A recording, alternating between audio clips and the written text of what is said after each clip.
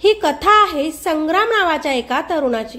संग्राम पुण्यात एका मोठ्या मल्टीनॅशनल कंपनीत प्रोजेक्ट मॅनेजर म्हणून काम करत होता। दिसायला एकदम स्मार्ट, इंग्रजीत फडफड बोलणारा। कॉलेजपासूनच त्याचं एक चांगलं व्यक्तिमत्व होतं। त्याचे आईवडील त्याच्यावर खूप जास्त प्रेम करत होते। आईवडील गावाकडचे, साताऱ्यातल्या एका छोट्या गावात राहणारे, पारंपरिक विचारसरणीतले। त्यामुळे त्यांना संग्रामसाठी गावाकडीलच मुलगी हवी होती, जी त्याचा संसार सुखात करेल। संग्राम मात्र आईवडिलांच्या इच्छासाठी त्यांनी ठरवलेल्या मुलीसोबत लग्न करायला तयार झाला। त्याच्या आईवडिलांनी त्याच्यासाठी आरती नावाची मुलगी शोधली। ती गावाकडची होती, साधी पण प्रचंड सुंदर, गोरीपान, लांब सडक केसांची आणि मोठमोठ्या डोळ्यांची। संग्रामच्या बाबांच्या ओळखीतलीच ती मुलगी होती, म्हणून हीच आपल्या मुलासाठी योग्य आहे असा निर्णय त्याच्या आईवडिलांनी घेतला। संग्रामला आरतीसोबत लग्न करण्यासाठी फारसा उत्साह नव्हता, पण घरच्यांच्या आग्रहाखातर तो तयार झाला होता। लग्नासाठी सुट्टी काढून तो गावी आला। मोठ्या धूमधडाक्यात त्याचं लग्न झालं। पण आरतीकडे पाहून संग्रामला नेहमीच वाटायचं, माझी ही बायको माझ्या लेवलची नाही। हिचं राहणीमान गावठी आहे, हिच्या बोलण्यात गावाकडची भाषा येते। माझ्या ऑफिसमधील लोकांनी जर तिला पाहिलं तर मला नक्कीच हसतील। इकडे संग्रामची बायको त्याच्यासोबत शहरात आल्यावर तिलाही जरा अडचणच येऊ लागली, कारण तिला इंग्रजी बोलता येत नव्हतं। सलवार सूटमध्ये राहणारी आरती जीन्स आणि टॉपमध्ये नवऱ्यासाठी राहत होती, पण तिला ते आवडत नव्हतं। तिथे लोकांची बोलण्याची पद्धती तिला समजत नव्हती, पण आपल्या नवऱ्यासाठी ती त्याच्या मनाप्रमाणे राहण्याचा प्रयत्न करत होती। ती खरं तर मनाने प्रामाणिक, प्रेमळ, समर्पित होती, पण तिचा नवरा संग्रामला ते कधीच दिसलं नाही। त्याच्या डोक्यात सतत ऑफिसमधल्या हाय क्लास मुलींचंच आकर्षण होतं। तो नेहमीच आरतीला बोलायचा, आरती जरा पाहिलं आहेस का आरशात स्वतःला तू? असे कोण राहतं हल्ली? असे बोलत तिचा अपमान करायचा, पण वाईट न वाटून घेता आरती त्याला म्हणायची, सॉरी हो, मी प्रयत्न करते आहे। त्यावर तो म्हणायचा, प्रयत्न तर तू करशील, पण काहीही केलं तरी तू माझी बायको म्हणून मला शोभणार नाहीस। खरं सांगू का, मला तुझी लाज वाटते, पण आई वडिलांसाठी मला तुझ्यासोबत लग्न करावं लागलं आणि आयुष्यभरासाठी स्वतःचंच नुकसान करून घेतलं। नवऱ्याचं असं बोलणं ऐकून आरतीचा चेहरा पडतो। ती खूप रडते। तिला आज आपल्या आई वडिलांची खूप आठवण येते, पण सासू सासरे मात्र तिचं मनोबल वाढवतात, तिला समजवतात। सून असूनही ते तिच्यासोबत अगदी मुलीप्रमाणे वागतात। बाळा, तू खूप सुंदर आहेस। छोटे कपडे घातले म्हणजेच सुंदर होतं असं नसतं। तू जशी आहेस तशी राहा, फक्त आता तुझ्या आत्मविश्वासावर काम कर। तू काही कोणापेक्षा कमी नाहीस। सासू सासऱ्यांच्या असं बोलल्यामुळे आरतीला धीर येतो। ती स्वतःवर काम करू लागते, पण नवरा संग्राम मात्र ऑफिसमध्ये जास्त करून राहायला लागतो। नेहमी उशिरा घरी यायला लागतो, कारण तेव्हाच त्याची ओळख ऑफिसमधीलच स्वरा नावाच्या एका मॉडर्न आणि इंग्लिश बोलणाऱ्या मुलीसोबत होते। स्वरा देखील एकदम सुंदर होती आणि संग्रामची पर्सनॅलिटी बघून तिलाही त्याच्यामध्ये इंटरेस्ट वाटत होता, पण तेव्हाच तिला कळालं की त्याचं लग्न झालंय। म्हणून एक दिवस ऑफिसच्या ब्रेकमध्ये स्वरा संग्रामला विचारते, तुझं लग्न झालंय ना? But you don't look like the married type. या बट हॉनेस्टली इट्स कॉम्प्लिकेटेड। आज संग्राम देखील तिच्यासोबत मनातील सगळं बोलतो। त्यांचं नातं जसजसं वाढत गेलं तसं तसं ते ऑफिसच्या बाहेर भेटू लागले। मग एक दिवस संग्राम थेट ऑफिसमध्येच राहिला। दुसऱ्या दिवशी स्वरा त्याच्यासोबतच त्याच्या नवीन फ्लॅटमध्ये आली आणि काही दिवसातच दोघंही लिव्ह इन मध्ये राहू लागले। नवऱ्यामध्ये झालेला बदल, नवऱ्याचं असं वागणं पाहून बायको आरती मात्र खूप जास्त खचली होती, कारण संग्राम तिला पूर्णपणे दुर्लक्षित करत होता। आणि काहीच महिन्यांनी तो तिला म्हणाला, हे बघ आरती, मी तुझ्यासोबत राहू शकत नाही। तू माझ्या टाईपची मुलगी नाही, त्यामुळे तू मोकळी आहेस। तू इथून गावाकडे तुझ्या घरी जाऊ शकते, स्वतंत्र राहू शकते, दुसरे लग्न करू शकते। मी पूर्णपणे तुला माझ्यापासून मोकळं केलं आहे, कारण मला तुझ्यासोबत राहण्यामध्ये अजिबात इंटरेस्ट नाही। I don't like you. आता मात्र संग्राम आपल्या आईवडिलांचं देखील काहीच ऐकत नव्हता। त्याच्या मनाने, त्याच्या मर्जीनं तो वागत होता। संग्रामने आरतीला जो काही त्रास दिला, जे काही बोलला ते ऐकून रडत रडतच आरती सासू सासऱ्यांकडे गेली होती. मला आता इथे राहण्याचा हक्क नाही, मी माझ्या गावी परत जाते, ती त्यांना म्हणाली. पण तिच्या सासू सासऱ्यांनी तिला थांबवलं. बाळा, हार मानू नकोस, आमचा तुझ्यावर पूर्ण विश्वास आहे. तू आमचं नाव उज्ज्वल कर. आम्ही आता तुला शिकवू. ज्यानं तुला सोडलं तो नक्की पस्तवणार, तुझ्यासारखा हिरा गमावून. त्याच्यासाठी नाही, तुझ्यासाठी काहीतरी बन. सासू सासऱ्यांचं ऐकून आरतीनं spoken English class, grooming classes, soft skill courses लावले. तिचा आत्मविश्वास वाढत गेला. तिचं सौंदर्य आता आत्मविश्वासात फुलू लागलं. तिचं इंग्रजी सुधारलं. हळूहळू तिनं एक कोर्स पूर्ण करून HR मध्ये MBA केलं. एका कंपनीमध्ये ती जॉब करू लागली. पुढे जाऊन मोठ्या IT कंपनीत तिनं काम सुरू केलं.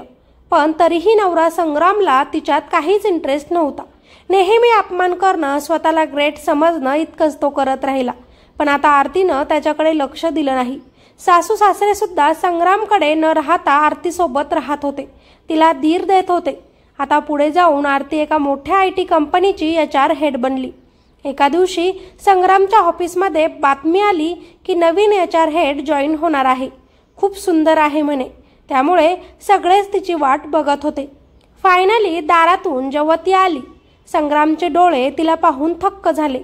आरती, तो हळू आवाजात म्हणाला.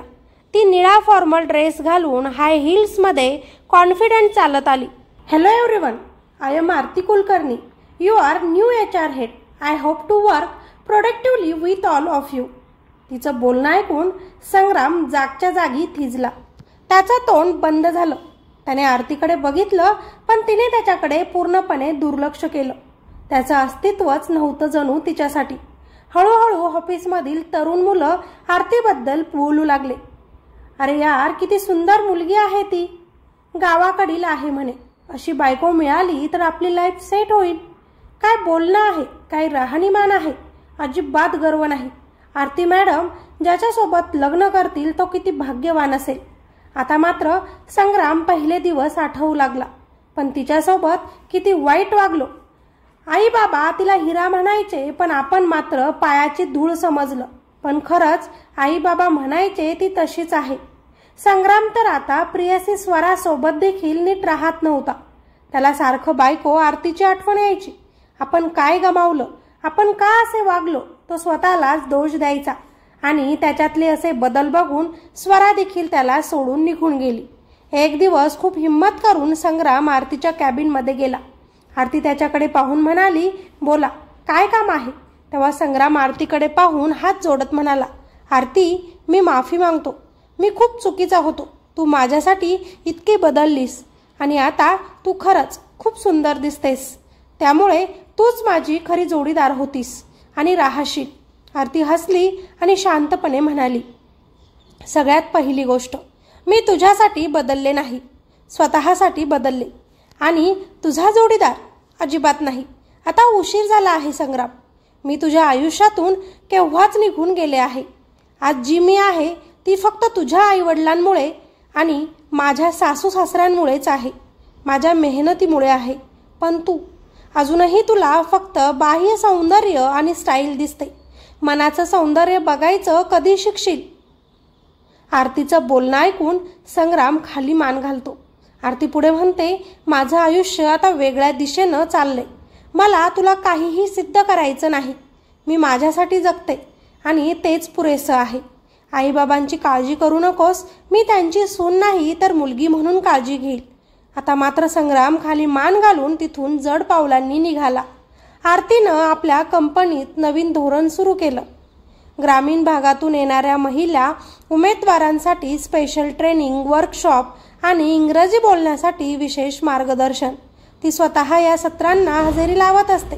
तिचं जीवन आता एक उद्दिष्ट घेऊन पुढे सरकत होतं. समाजात महिलांना सक्षम बनवायचं.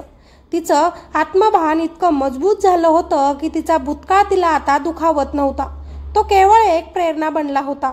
संग्रामच्या आयुष्यात आता कोणीच उरलं नव्हतं. स्वरा त्याला सोडून परदेशात सेटल झाली होती. आई वडीलही आता त्याच्याकडे दुर्लक्ष करू लागले होते. तुला जसं राहायचं तसं राहा बाबा म्हणत होते. तुझ्या सांगण्यावरून आम्ही आमच्या मुलीला मजबूर करणार नाही. तिला जे करायचं आहे तिला आम्ही करू देऊ, तिला आकाशात भरारी मारून देऊ. संग्राम मात्र आता ऑफिसमध्येही आरती समोर लाजिरवाना वाटत असे. त्याच्या एक एक वागणुकीचे परिणाम आता त्याला दिसू लागले होते. पण वेळ उलटू शकत नव्हती. रोज सकाळी जेव्हा तो ऑफिसमध्ये आरतीला पाहायचा त्याचे डोळे पाणावलेले असायचे. पण आरती मात्र कायम प्रोफेशनल आणि शांत असायची. तिला रडून काही मिळवायचं नव्हतं. ती आता इतरांचं आयुष्य घडवत होती. आरतीची गोष्ट इथेच संपत नाही. ती आता एक यशस्वी HR हेड असते. ती इतर अशा अनेक महिलांना प्रोत्साहित करते. गावातून आलेल्या संकोचलेल्या पण प्रामाणिक स्वभावाच्या मुलींना ती शिकवते, मार्गदर्शन करते. प्रत्येक अपमान, प्रत्येक अश्रू तिनं आपल्या सामर्थ्याचं शस्त्र बनवलं होतं. संग्राम मात्र एकटाच राहतो. त्याच्या डोळ्यांपुढे सतत आरतीचा आत्मविश्वास, तिचं तेजस्वी व्यक्तिमत्व आणि त्याच्यामुळे तिचं त्याच्यापासून दूर जाणं फिरत राहतं. नेहमी त्याच्या मनात एकच विचार असतो, मी माझ्या बायकोवर प्रेम का नाही केलं, तेही वेळेवर. ती कधी मला माफ करेल का? मित्र आणि मैत्रिणींनो, बाह्य सौंदर्यावर प्रेम करणारे लोक कधीच कुणाच्या मनाची सुंदरता समजू शकत नाहीत. पण जे मनाने सुंदर असतात तेच आयुष्यात खरी जिद्द आणि परिवर्तन घडवू शकतात. प्रत्येक स्त्रीमध्ये एक अफाट शक्ती असते. फक्त तिच्यावर विश्वास ठेवणं गरजेचं असतं. जिला तो गावंढळ म्हणत होता, आज तीच त्याची बॉस झाली. आरतीनं संग्रामला माफ करायला हवं का? खाली कॉमेंटमध्ये नक्कीच सांगा. स्टोरी आवडली असेल तर लाईक करा आणि चॅनलवर नवीन असाल तर आपल्या चॅनलला लगेचच सबस्क्राईब करायला अजिबात विसरू नका. चला भेटूया नेक्स्ट स्टोरीमध्ये. तोपर्यंत स्वतःची काळजी घ्या. धन्यवाद.